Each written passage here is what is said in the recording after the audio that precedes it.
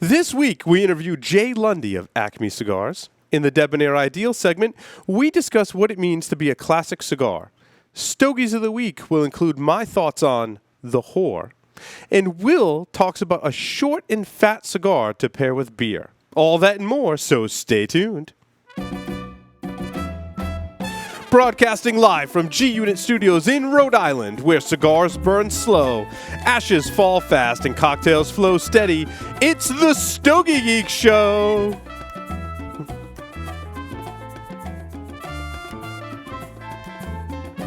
Cigar connoisseurs are already raving about this exquisite cigar, which pays homage to Christopher Columbus's discovery of tobacco during his expedition of the New World. This medium to full-bodied cigar shows off the kind of exquisite construction expected by master blender AJ Fernandez. This gorgeous box-pressed cigar features a delicious dark chocolate Nicaraguan wrapper that houses a blend of Ometepe, Condega, and Esteli filler, bound with a jalapa binder. Once lit, the perfectly balanced and refined New World gives off a beautiful billow of smoke and hits you with spice and citrus flavors. As you begin to lose yourself in the rich aromas of the New World, flavors become more complex and begin to express hints of hazelnut and coffee. The New World is a first-time collaboration between AJ Fernandez and his father Ishmael, making this cigar stand out in the AJ Fernandez line. To commemorate the union of father and son, AJ Fernandez is offering you this masterpiece at an MSRP of $6, unheard of for a cigar of this caliber. AJ Fernandez invites you to embark on the journey and smoke what he guarantees to be one of the most talked about cigars of the year. The New World, Cigar Journal's #1 cigar of the year.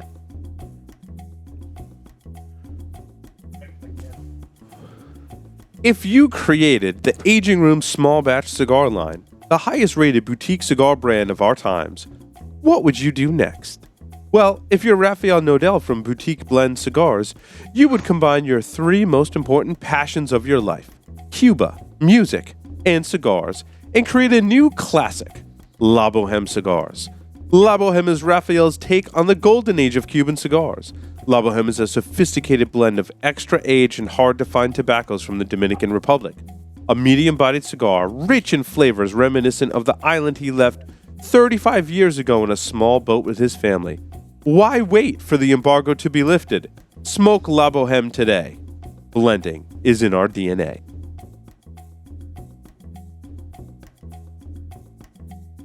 Saga Cigars, makers of the Saga Golden Age. The Golden Age is a cigar that takes you back to the classic days of cigar smoking. Through the 6 generations of experience by the Reyes family, the Saga Golden Age delivers a timeless blend that uses the nobility of the tobacco to bring you the perfect balance of power and flavor.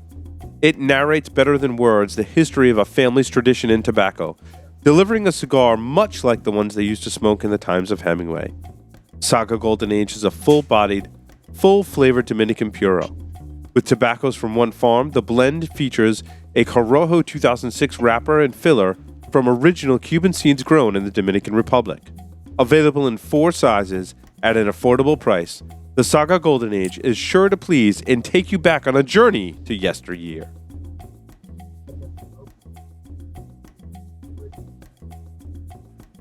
Partagas. Since its introduction in 2014, Partagas 1845 Extra Fuerte has won critical acclaim and a devoted legion of fans.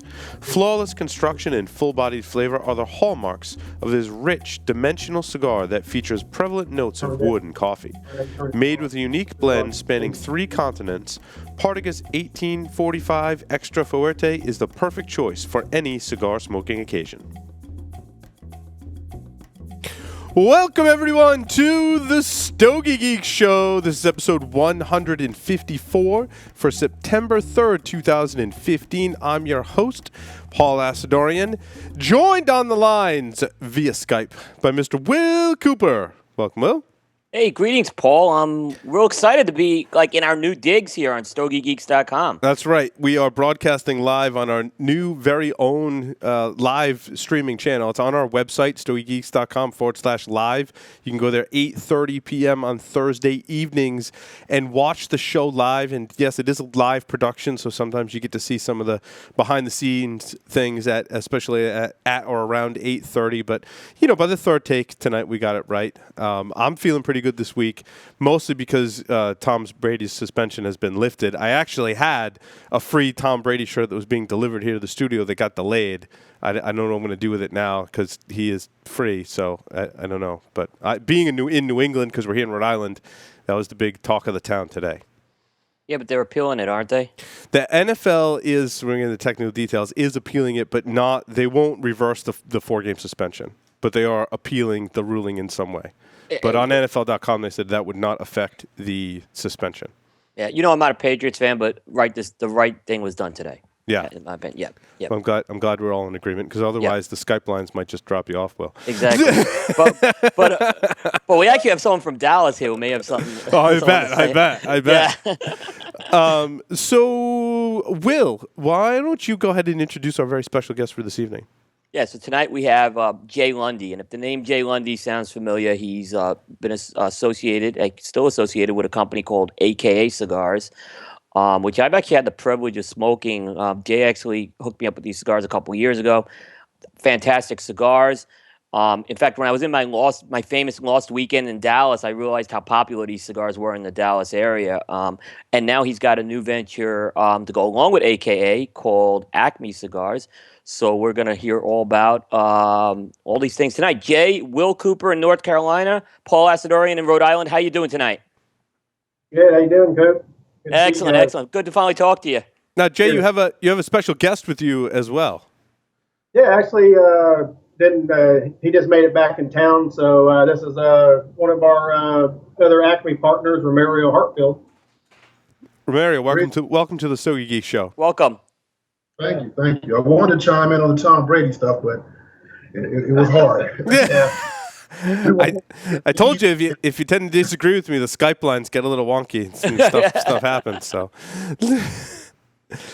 so now, Jay, tell me about Acme. So is AKA Cigars and Acme, is that the same company? Are they different companies? Like, what's the story there?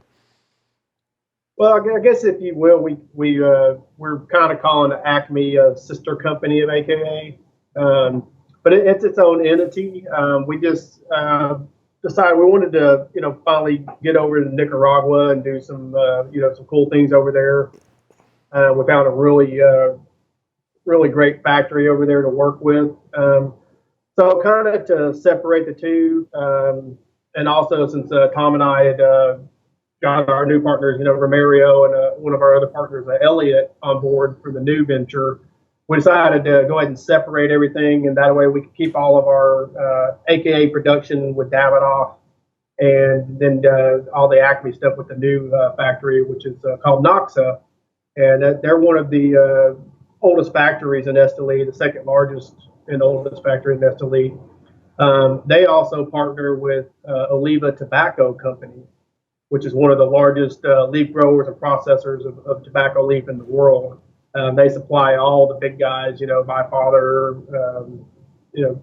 Drew Estate buys from them, Arturo Fuente buys from them. They're very, very well known for and respected for their tobacco. So it was kind of a really cool, hookup for us to be able to get involved with them. And we're been able to, on the turn side of that, be able to come out with some really great new blends, but at some really affordable prices too, which is what we really wanted to do with this new venture also.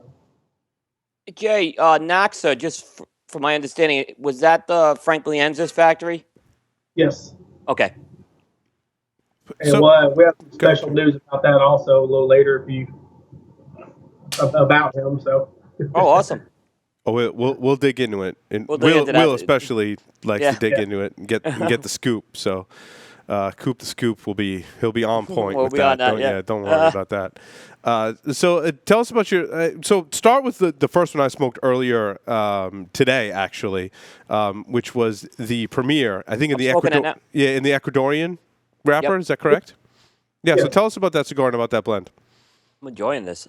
Well, there's actually just for folks out there, there's two premier blends: the Premier Ecuador, the Premier San Andreas. Both of the blends, I brought a box. I'm gonna see if I can get a good picture on there to show everybody. Nice. So boxes we did in 12 count, and you can kind of tell they're done with this really thick Spanish cedar. So these are actually they're 12 count. They're actually designed to be little desktop humidors. They're really thick, and the seal on them are really nice also. So that was one of the cool things that we did with the Premier lines was they make great gifts for people, or just guys that want to buy several cigars and they don't have anywhere to keep them. A lot of times I hear that a lot of times in retail stores. So we figured, hey, we'll give you your own little humidor with it also. But anyway, so the Premier line, just like on the Acme Route 66, they both have the Cuban seed Ecuador Habano wrapper. However, on the Premier Ecuador, the wrapper has been aged an additional 2.5 to 3 years, so it's a little more refined. It also has a double binder, which we did a San Andreas and a Jalapa double binder. And then it's got a Dominican and San Andreas and Esteli triple fillers in it. So we're blended it we're going for something a little more kind of like old school Cubanesque. It's got that nice little kind of cedar spice profile to it, like a lot of the old great Cuban cigars that I used to really dig on when they were more readily available to me. Yeah, I would agree with that. I spoke to it earlier today. Yeah, I found it to be very medium bodied, had a nice cedar notes to it. I thought it was really good. Yeah. And so is that the same blend with just the San Andreas wrapper, or did you guys tweak the binder or the filler when you put the San Andreas wrapper on it? No, the Premier San Andreas is a totally different blend. That's of course the San Andreas broadleaf Maduro wrapper. It also does have a double binder.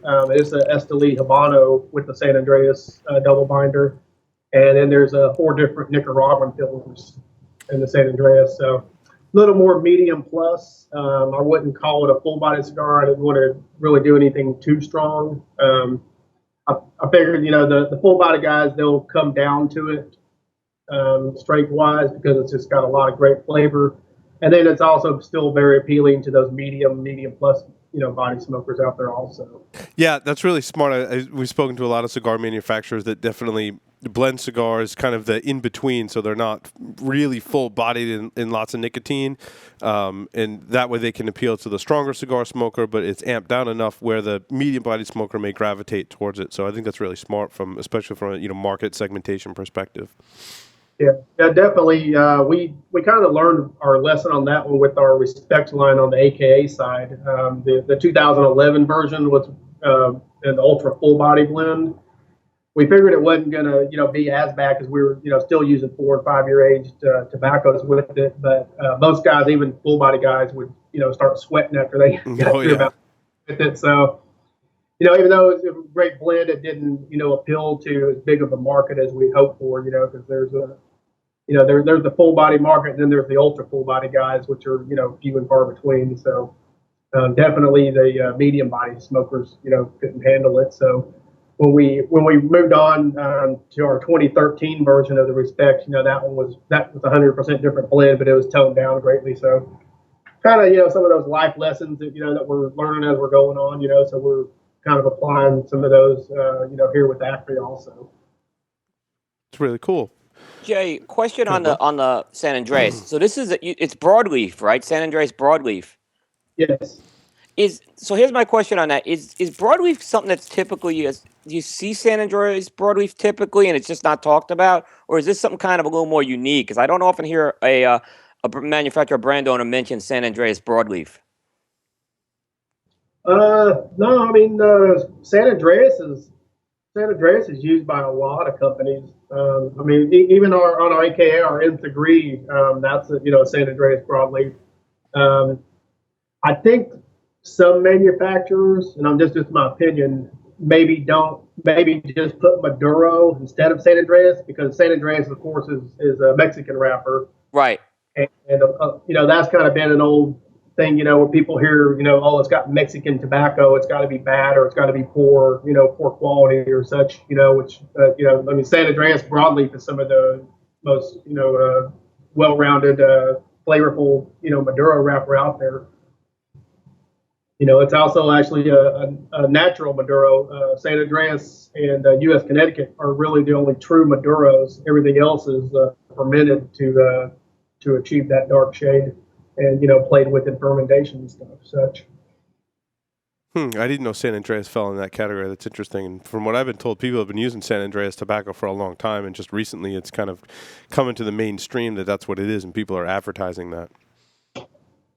Oh yeah. Now that the name has started, it's caught on and got more popular. Now everybody's go ahead and they're saying what they're actually been using. But right. Will, do you have more questions for Jay?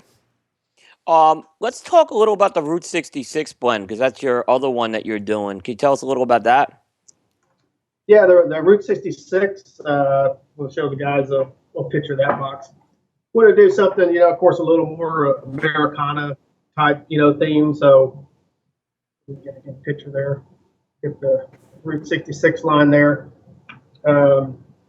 Those come in a 20 count box. They're what we're calling our value line. However, they're definitely not a cheap cigar by any means as far as flavor.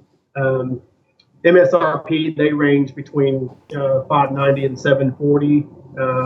Really great blend.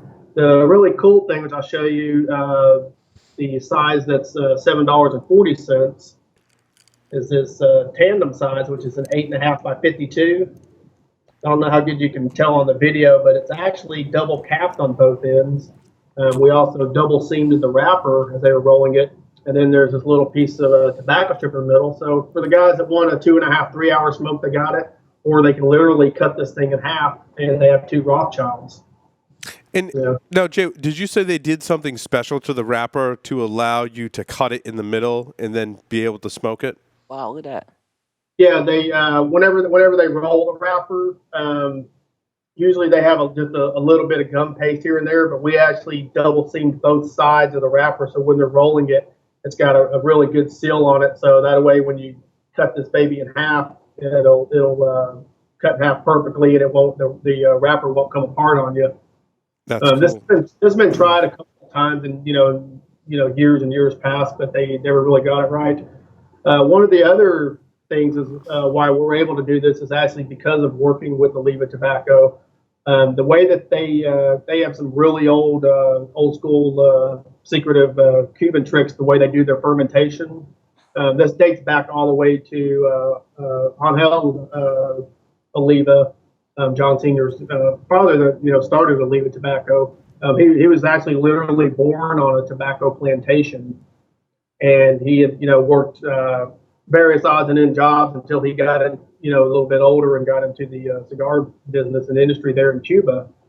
And then once he started doing his own growing and learning those tricks, he actually left Cuba, like I think it was 2 years before Castro took over. And he tried to get all his farmer friends to go with him because he told them, this guy's communist. They didn't believe him. So he went, and he actually was the last guy to actually export a large quantities of tobacco out of Cuba before they closed it up. And he literally exported over 1 million pounds of Cuban tobacco to Honduras when he first settled. But he actually sold that back at the same normal cost to a lot of his farmer friends, because they, really, all the details of what happened after Castro took over. So, but anyways, well, let's get to a lot of the special techniques, the way they do their fermentation. And I've been to a lot of different factories, of course. But the way these guys do their fermentation is just really phenomenal. Just the way that across the entire leaf, the oils and the color and everything stays very, very consistent. It doesn't go from light to dark like a lot of pilones that I've checked all over the place.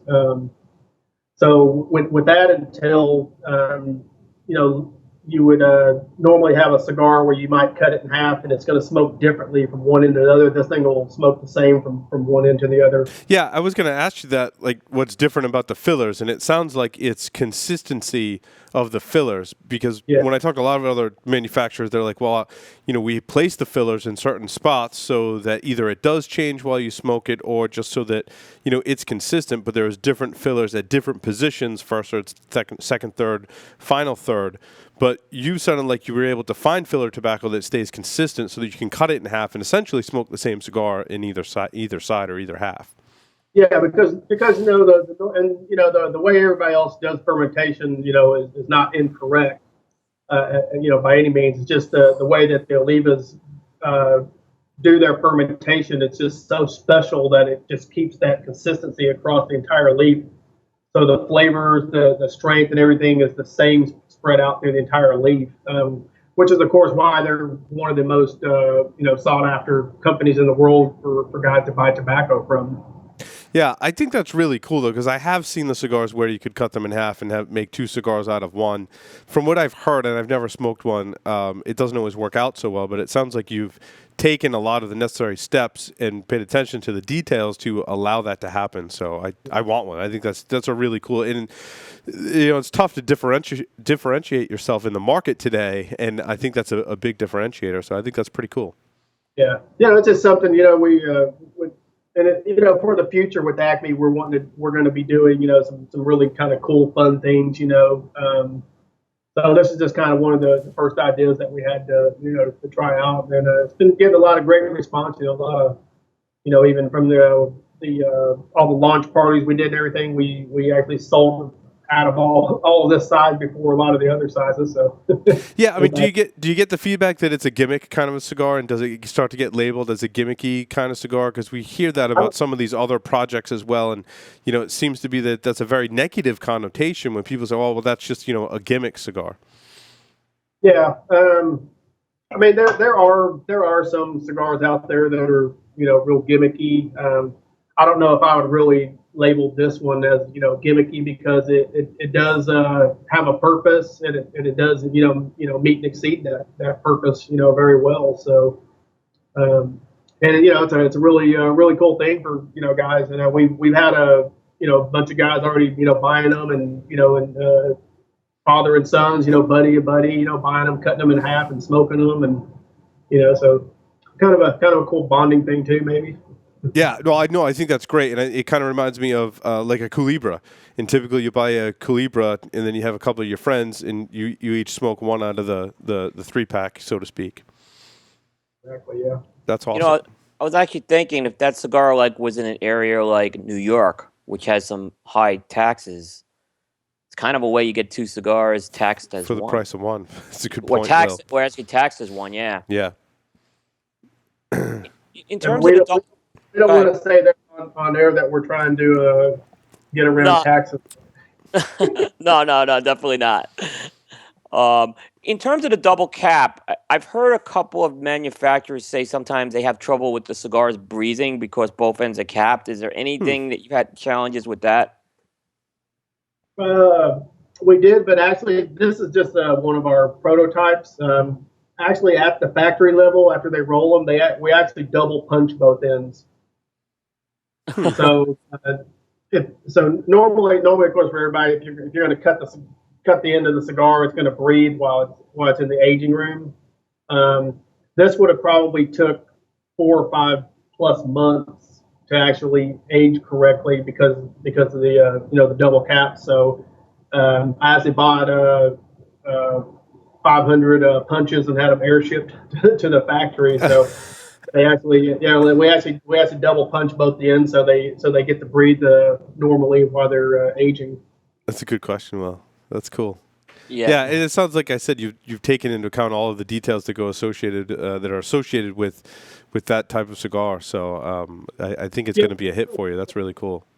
And there was quite a few details and little fine points to get fixed on when we were doing it. It took a little while to get everything figured out, but I think the end result turned out really great. And where are you distributing in the U.S.? Like, how widely distributed are you in the U.S.? Right now, we're in about 27 different states. We're constantly expanding, and we're fixing to do some real big expanding surges across the U.S. to different markets and stuff. So we're going to be hitting Northeast and over to on both sides of the coast, Midwest area. Where are you concentrated now? Primarily, is there an area where you're most concentrated now? Most concentrated probably here, in the central U.S. area, Texas, Louisiana, Oklahoma, Arkansas, Nebraska, Kansas, Missouri. But we are in, up all the way up as far as Pittsburgh and Delaware, counts in Florida, California. Not as widespread in a lot of those states. We're on the move to those territories. And is that where you're from? Are you from Texas? Yes, from Texas. Okay. And is that where you live now? Is that where headquarters is for your company? Yeah, here in the Dallas area. Okay. How much time do you spend down in the factory in Nicaragua? Well, it depends. Because I'm back and forth to the Honduras factory. Okay. A lot also. So, yeah, multiple times a year, each year. I'm actually heading back down there in 2.5 weeks. We're working on some new stuff, and going to be working on the question that Coop needs to remind me about Frankie. We will get to that. Okay. Where you want to go now, Will? So, Jay, let's kind of take a step back. Obviously, you got your start with AKA Cigars. We really didn't get to this point. We always ask, how did you kind of get into the cigar business, and how did AKA come about? Getting into the cigar industry is, of course, through my AKA partner, Tom Polar, which you know. Him and his family, of course, have been, reps in the industry for multiple decades, depending on family member. Tom's, still repping quite a few companies. Both his brothers. His dad just retired from Arturo Fuente and Newman, Jesse Newman. He was with them for about 35 years. So prior to AKA, I helped Tom out with quite a few brands, and mainly with Camacho cigars when Christian still owned it. And we've been talking for quite a few years that we wanted to maybe do something on our own. We actually tried at first back in 2006. We were going to do something with George Tirico. Right before all that was fixing to happen, I actually had my third back surgery, which was a double fusion. So that took me out of the game for a little over about a year and a half. Once we got back into it, been talking for a couple of years, a little more with Christian about stuff, and finally at the 2010 trade show, that was kind of towards the end of Christian being the brand ambassador after Davidoff, bought the company. They kind of set us down as like, hey man, you guys want to do this or what? We're like, do what, Christian? Like, do it, man. We're gonna do it. We're gonna do it. Christian can be a squirrel, little ADD. So we're like, do what? He's like, y'all gonna do your cigar company? What's up, guys? What's up? And we're like, well, we want to. Still, he's like, well, come down to the factory. Let's get working on some stuff. So we went down towards the end of 2010 and worked on the hybrid blend, which is our first AKA brand. And from there, just kind of further progressed. Now, the hybrid is a pretty unique project. That wrapper, correct? Yes. Yeah, that the hybrid wrapper is a crossbreed of African Cameroon and the original 59C Corojo that the Aurora family grows. Which now Cuba actually doesn't even grow that original seed anymore. So the Julio is the only grower of the original 59 seed in the world. So it's kind of special. It was kind of a funny thing, real quick, about that. We had our blend done for it. It wasn't called the hybrid at first, but there was we just kept telling Christian, man, there's just a little something missing. Just let's try a different wrapper again. And he's like, give us some ideas. And he was like, well, there's this thing my dad's working on that he just did. I was like, what do you mean a thing? He's like, this thing, he did this, with the tobaccos. Like, what are you talking about, Chris? And he's like, he put the tobaccos together, Like, you talking about that, like, crossbreed strands? He's like, yeah, he did the thing. He put them together. I'm like, okay. let's try that out, So it's actually called Generoso, is the new plant strain that his dad named it after his father. So we put that wrapper on, and it just went like pop. So we were like, man, yeah, we want this. This is it. And, Chris was like, shit. He's like, I was going to use that. I was going to use that on something for me, but you guys are my bros. Y'all can have it. So that's kind of where we ended up changing the name to Hybrid. So Romerio, what is your role in the company? Is it Jay's bodyguard? Is that part of your responsibilities? He's in trouble if that's the case. Most days. Yeah. What was that? I missed what you said. I think I want to hurt him more than most people most days. Oh, so you guys are like business partners then? We are. What I do is I'm actually my background is music. I come from the music business. I walked right off the football field in college and walked right into the music business, and I have a marketing and promotions background. So in the music industry, I'm the guy that's behind the scenes, and I help create and make stars that are signed to the record label. So what's so you're marketing for Acme? I am. So so what's your plan to expand out into the U.S.? What are some of the things like you're working on? Well, we're working on a grassroots promotions, tech like that right now. We're doing social media pretty heavy. There's so many outlets, and with Facebook being the #1 social media outlet in the world, we're trying to just get the brand out to everybody who's real interactive with their cell phones, and we're trying to go real heavy on Instagram and Twitter, and we even have a Pinterest board up that we're working on. So we're just kind of concentrating right there. Yeah, I find that Facebook is pretty heavily used by a lot of people in the cigar industry. I think cigar smokers and cigar manufacturers or brand owners are pretty big on Facebook.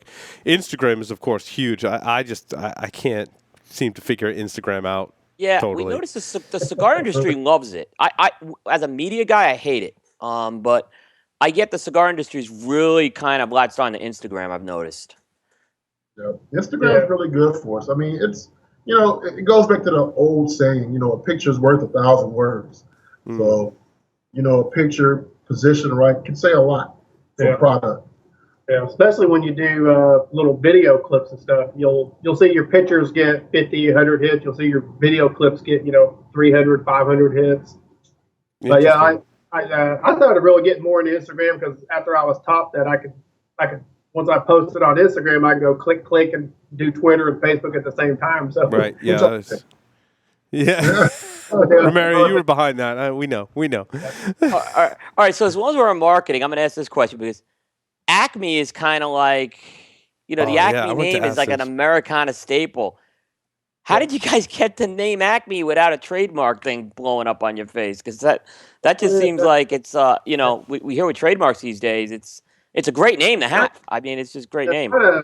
That's kind of a funny question because I've had actually several industry people tell me, how the F-bomb did you get that name? That is so freaking cool. Well, I looked it up, and Acme. There used to be an old Cuban brand in the late 1800s, and actually an American company was Acme Cigar Company in the early 1900s. But they were defunct. The trademarks, were abandoned. So I, put in the applications and got the trademarks going for them. One in particular, a buddy of mine who's a manufacturer. Also, he actually showed me on his little notepad on his iPhone that was a name that he was going to try to do a brand on, and he was really thinking about coming out with it late this year. And I said, and he actually called Tom and said, "Hey man, you heard about this new Acme Cigar Company?" He's like, "You know anything about them?" He's like, "Shit, man, I was going to use that name." And Tom was like, "Yeah, it's actually me and Jay." Yeah, you're late to the party. Yeah, the way the trademarks work, if someone else abandoned it, that means no one owns it. And if it's specific to your industry, it means if no one else uses it with the intent of being a cigar manufacturer, that you can certainly own it. And once you register it, he's too late. Yeah. It was actually the same way, with the Acme Route 66, name. There was, a lot of people were like, man, how did you get that? Also, so kind of kind of funny, but it worked out. So Yeah, if no one else is using it for cigars, all the more power to you. That's pretty cool, and I like your packaging as well. I like your bands. I'm actually smoking the Acme Route 66 now. It's very good. I like how you put American Classic on it. It's got those, classic. It almost looks like a classic car. Reminds me on the band. yeah, that was a lot of Tom's doing. He's into the hot rod scene and everything. I was gonna give you the credit. Yeah. I did all the graphics work, putting it all together, the Photoshop and all that. But it was a joint, venture on the ideas for everything. And now, what sizes do the Acme 66 come in? I'm smoking the Robusto size now. Yeah, the Route 66 comes in a 550 Robusto, traditional 748 Churchill, 654 Toro, and then actually those three sizes also are the three sizes for both the Premier lines. And then, of course, the Tandem, which is the 8.5 by 52, the Presidente size. Excellent. Will, back to you. More questions for Jay and Romerio? Yeah. So, what I've noticed in particular, you did different with Acme as opposed to AK. AK had some real, what I'd say, AK had an edge to it. But it seemed like with Acme, you've gone maybe a little taking the Route 66 out of it. You've gone a lot more traditional with that. Was that kind of an intent?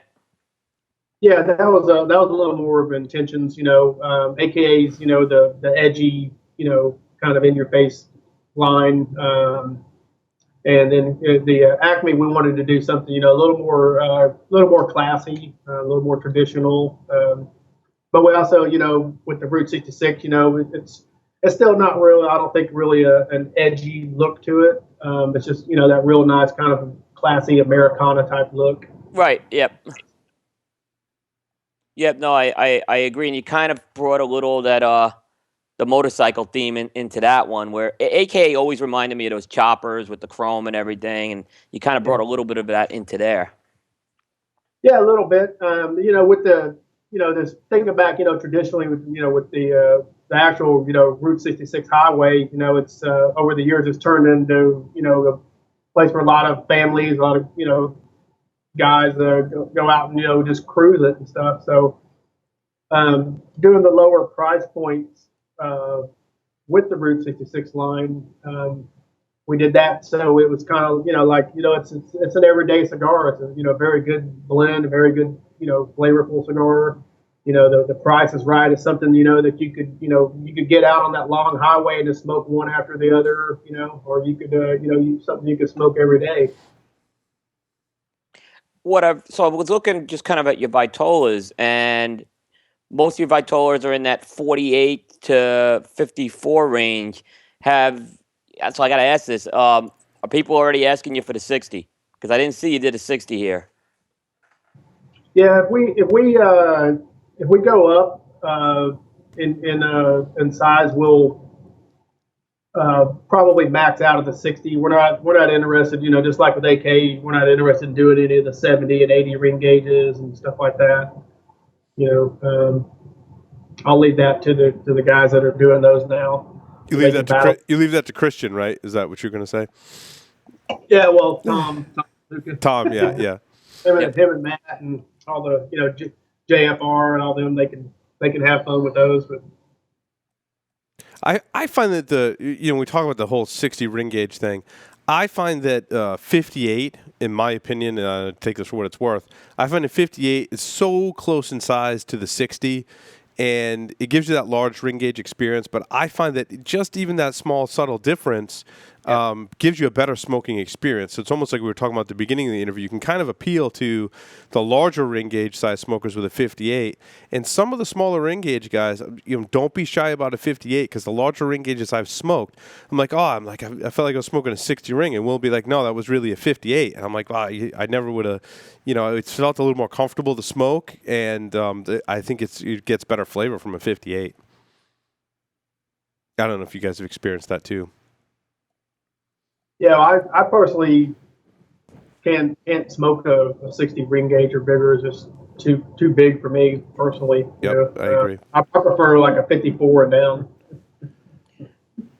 And what I've also noticed, kind of looking at your Vitolas when I was looking at it, is you had a Churchill in each of your three lines, which the Churchill these days, it kind of, a lot of people don't do Churchills anymore. Is a Churchill kind of like a size, a go-to size for you that you like, or is it something that just worked well with the blend? Well, we wanted to basically, to start off with the three sizes. Even with our AKA stuff, we still do, fairly well with the Churchill. Especially in our Solace line. That's called the Seventh Heaven.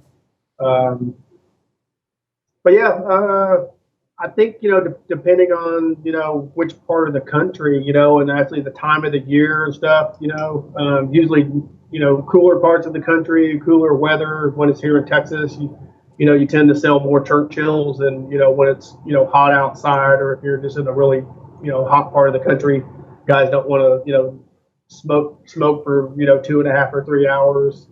Um, but yeah, it's just something we wanted to put because it's in the middle of the other two main sizes that we started with, Right.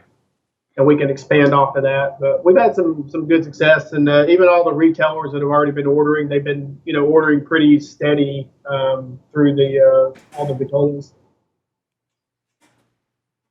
It's great. That's great to hear. How has it been different working in Nicaragua? Like you've been working in Honduras, obviously with AK for a while. So how is it different in Nicaragua? Like what are some of the things you've noticed different? Oh man, well there's really everything's different in Nicaragua. I mean, Honduras is, I've been there a million times. It's really nice, and everybody that we work with, through and at the factory, great people. But the country itself is just a whole lot poorer than Nicaragua. Yep. It's, especially, I'd say outside of Tegucigalpa, the capital. But once you start getting outside of there, it just gets. I mean, especially going up into the mountain range. I mean, it literally goes from second world to third world to fourth world. Whereas I guess in comparison, I would maybe call Nicaragua second world. To compared to to the United States here. The roads are a lot better. The cities are a lot more developed, and especially outside of Managua, the outer lanes towns are a lot more developed than the outer lane towns in Honduras. There's of course if you guys have been down there, there's of course hundreds of more factories all over the place than there in the Don Lee area, where there's quite a few, but they're more the really big guys in the industry. So there's not a lot of little small pop-ups that are all over the place, like in Esteli and areas. But yeah, it's been really cool. Really great working with the new factory. Learning a lot about what they're about, what they're doing, their tobaccos and stuff. So I worked, with Nicaraguan tobaccos before, but it's a lot different working with them, straight from the grower when they're a partner in your factory. So that's been a really cool experience too. Yeah, I actually just went to Honduras for the first time this year, and I can just attest everything you said is completely accurate. The one thing I did know, I had been to Nicaragua several times, and I was actually back there this year as well, and I couldn't believe I hadn't been to Esteli in 2 years, and Esteli has undergone a growth as a city in 2 years that amazed me. Just coming back 2 years later, how that city's starting to really grow now. They're putting in some big commercial shopping in there now, which I hadn't. I didn't see that 2 years ago. So that city's starting to really boom. Oh yeah, it's actually been about 12 years since I've been there. So you Yeah, can it's like imagine. oh boy. Yeah, yeah, yeah. Yeah. Now, as far as Honduras, so you're still working with Davidoff with AKA, and that's still a relationship you have going, right? Yes, yeah, they're still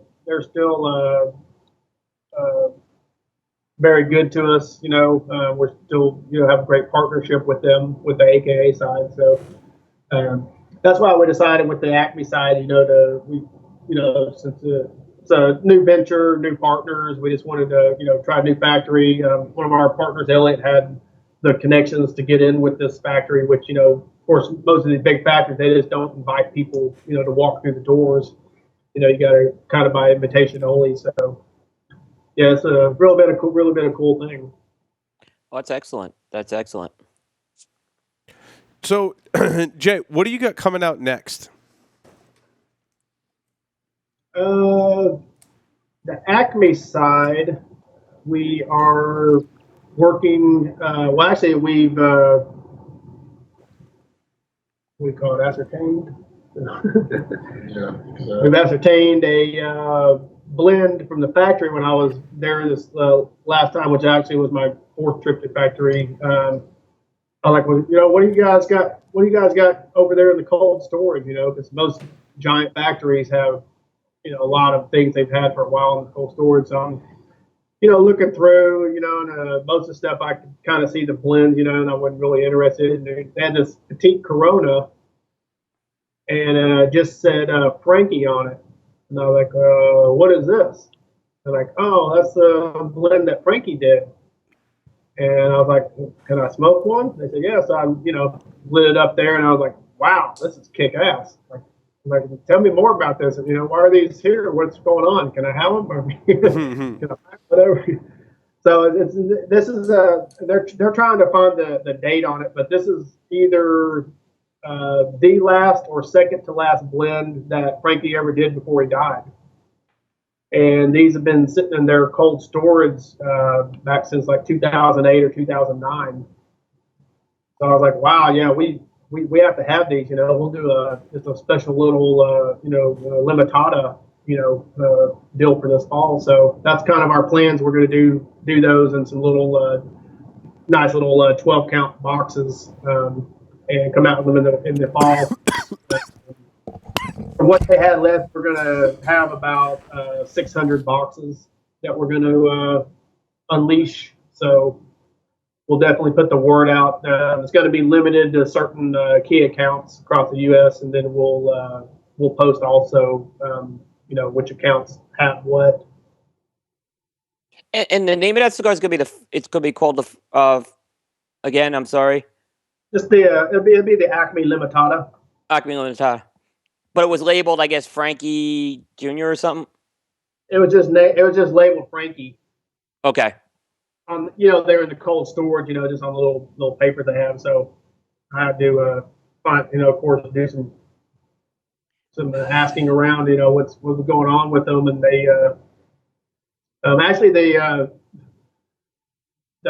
John Senior, the owner of Leave It Tobacco now. Him, a couple of the head guys at the factory, and also John Senior's head guy down there for Oliva, Gustavo. They've actually been smoking on these little limitadas, these petites, for like the last 7-8 years. They go in, just take a few, whatever they want. It was kind of their favorite blend out of everything that's left in the cold storage. And I ended up talking, John into selling us the rest of them. Well, actually, there was 8,000 sticks, and they're going to keep 1,000 of them for themselves. So we get the other 7,000. So. But we're going to do about.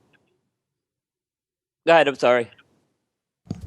Yeah, I was just saying, we're gonna keep some, some back for us because they're really, really great little sticks. But most of them we're gonna, go ahead and put in boxes and, get them out there to all the connoisseurs, that really want a, nice piece of history. Yeah, and I mean, for folks who don't know Frank Lanza, he was an icon in the industry. I mean, he lived to 90 years old. He died, I think, about 5 years ago, and he's behind some really big brands that are out there. I mean, I believe he was behind Hoyt and Monterey and Punch. And I think folks may remember the cigar that was named after him as well, which we actually smoked as a blind cigar on the show last year. It was really good. So, Jay, there's a lot of history in that factory, obviously, with Frank. Is his family still run the factory today? Are the Olivas involved with that? Well, I don't think any of Frankie's family's involved anymore. But yeah, the Olivas, they own a small part of the factory. The factory mainly buys all their tobacco from the Oliva family. And then there's a few other, bigger partners in the factory also. But yeah, that's a really it's kind of one of the industry's best kept secrets. The factory, not, but actually one of our actually I guess you could call it jobs that we're working on is to start to promote the factory along with the new company and everything, and let everybody know about them, and hopefully raise more awareness and maybe get some more manufacturers on board, which we've already had a few of our manufacturer friends that are, in talks with them about doing some projects because they've, seen what we were able to, create out of the factory. So that's great. So the Limitada, we could expect maybe to see that early next year. Is that the plan? Actually, the plan is maybe October or November. Oh wow! Just depending on timing, but we're hoping to do that. And yeah, again, there's only it's going to be 600 boxes total. So, and it's a Corona. It's a Corona size. You said. Yeah, it's a petite Corona. Is it a Nicaraguan Puro? No, it's a blended cigar. Okay. Yeah, I love the stories where you're back in the depths of the factory and you find the gems and bring them to market. I think that's great. Yeah, I mean it's just me being a cigar geek and there's so much that's come out in the market. It's really good to hear Frank's name again. Just because it's hard to believe he's gone 5 years already, but yet there's so much that's happened in the last 5 years. So it's really good to kind of see that name and that factory kind of get promoted because that's a lot of history there, I think. So it's great for you guys. Yeah, that's really cool thing about this Limitada. It's actually a very real Limitada. It was the guy's no longer alive now. This is one of the very last blends that he ever created. And there's, no more to be had. We can't pop up in another year or two. Oh, well, we found some more. Right? Yeah, it's one and done. Exactly. We procured some more of those same tobaccos. It ain't gonna happen. This is it. So this is definitely a real. It'll definitely be a real geeks. Cigar. So Jay and Romerio, are you ready to play 5 questions with the Stogie Geeks? That is provided, Will, you didn't have any more questions. No, I think that was my last one. I wanted to hit that one, so that's great. Okay. So you guys ready? Now you guys are going to get me beat up. I didn't tell them about the 5 question thing. Okay. I don't know if we told you either. That's great. We're going to start with Romerio. Romerio, 3 words to describe yourself. Oh, you broke up. 3 words to describe what? 3 words to describe yourself. Oh. Bold. I'd say hardworking. That's 3 words right there. There you go. Jay? Same question? Same question. Intelligent? Now, Romerio, there is no right or wrong answer to these questions.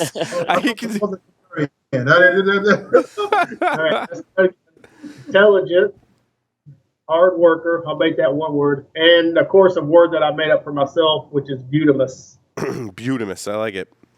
Jay, that contradicts the first word. Jay, if you were a serial killer, what would be your weapon of choice? Serial killer. Bazooka. Oh, that's a good one. We Romerio? haven't had that. I'm more of a hands-on guy. I'd probably just use these 2. There you go. Romerio, if you were to write a book about yourself, what would the title be? Wow.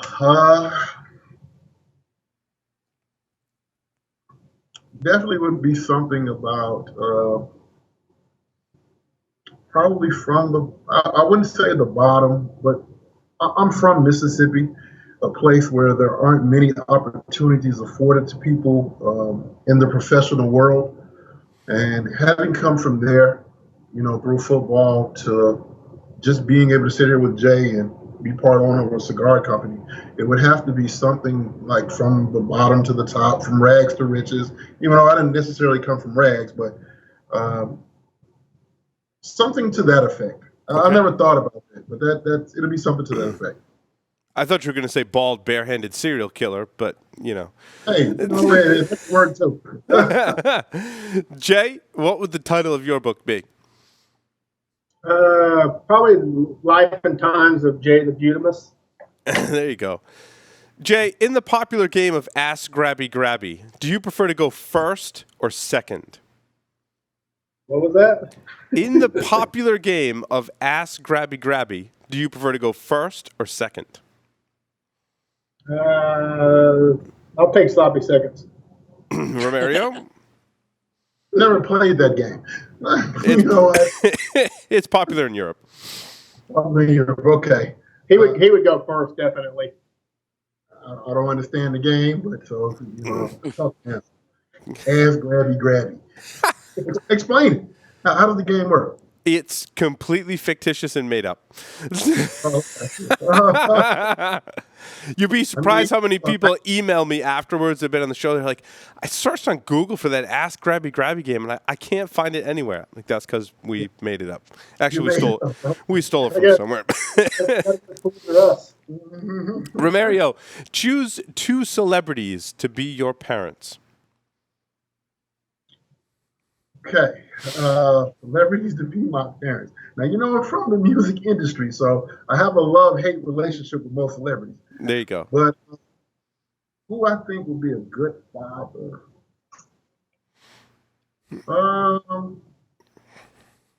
Believe it or not, I like Jerry Jones, the Dallas Cowboys owner. Okay. Oprah Winfrey. There you go. Jay? Let's see. How about Al Pacino and Heather Locklear? There you go. I've always had a crush on her. You can't tell from that answer this guy has issues. It speaks volumes, the answer to that question. Yes. Well, Jay Romerio from Acme Cigars, thank you again very much for appearing on the Stogie Geek Show. It's wonderful having you this evening. Thank you very much. Yeah. Yeah, we appreciate it, guys. We had a great time. Yeah, great cigars, and we appreciate the support as well. I have a question for you guys. Okay. So, if you guys could blend the perfect cigar, what would it taste like? How would it smoke? How big would it be? What size? For me, it was funny. I was just commenting in a previous segment. I'm a sucker for a good perfecto, so it would probably be some kind of perfecto size. And for me, that cigar would be all about flavor. I don't tend to dig a lot on the spice and pepper and all that stuff. I like the cigar to be all about flavor and have a lot of different flavors as the cigar progresses. To me, if you look at my cigars that I rate Oasis, that's a pretty good profile. Sweet. Yeah, lots of sweetness, lots of different complex flavors. Yeah, that's some of the things we're finding that a lot of people out there really dig. The big majority of people, Well, here's a shameless plug. You should try the San Andres. That's the one cigar that I have it right here. I haven't smoked it yet. I smoked your other 2. It's my favorite. Yeah. Excellent. And we also have a request out for to do some little giveaways or a little contest or something for y'all's website followers. Yeah, follow us on Instagram. Yeah, you guys want to make up some type of little contest for this thing, or some deal? We'll give away some sample packs. Yeah. Yeah. Will's great. Will's great at coming up with questions. Or do you want to just do it? Excuse me. Based on your Instagram, like put # Stogie Geeks on and mention you on Instagram. Yep. Yeah, just however, Will can give me, email me and we can figure out something. But yeah, we love to give away freebies. So let's start by following each other on Instagram. Okay, we'll follow each other on Instagram. That's important. Instagram is at Acme_cigars. Acme_cigars. Okay. So you want to do it? You want to do it by who follows you on Instagram? I thought it was cool. Yeah. I mean, I'm not sure how Instagram works totally yet as far as like getting in touch with people, but yeah, it's direct communication. Yeah. Or just some type of little posting on your site or something. If y'all have a lot of your followers and y'all have, connections with them to, get any, names, addresses, or anything like that. Yeah, usually we do it by email, like whoever emails us, the show at stogiegeeks.com. You guys want to do it that way? Yeah. Okay. Yeah, So why don't you email us? So go follow Acme_cigars on Instagram. Then send us an email and say, hey, I followed those guys on Instagram. We'll have to take your word for it. Yeah, send us a screenshot. Yeah, send us a screenshot that you followed Acme Cigars on Instagram. We'll qualify. We'll pick a random winner, and then what do they want to win? I'll leave it up to you guys to. How many? You said what would they win as far as? Yeah. What do you guys want? What do you guys want to give them? Yeah, we'll do sample packs for 10 winners. 10 winners. Wow, that's awesome. That's a great one. So 10 sample packs are up for grabs.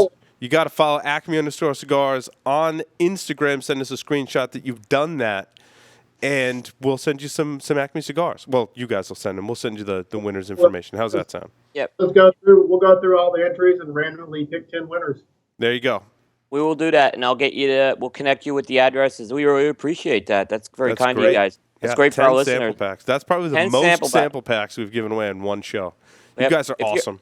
If you're the live audience, get in now. That's right. There's quite a few people there now. So. Yep. I mean, these are good cigars. These great cigars. You're really going to enjoy these cigars. So absolutely. I enjoyed the Ecuador immensely. So I did too. Yep. Well, Jay and Romerio, thank you very much. We appreciate that. Thank you. And with that, we'll take a short break. Come back with our Debonair Ideal segment for this evening. So stay tuned. Don't go anywhere.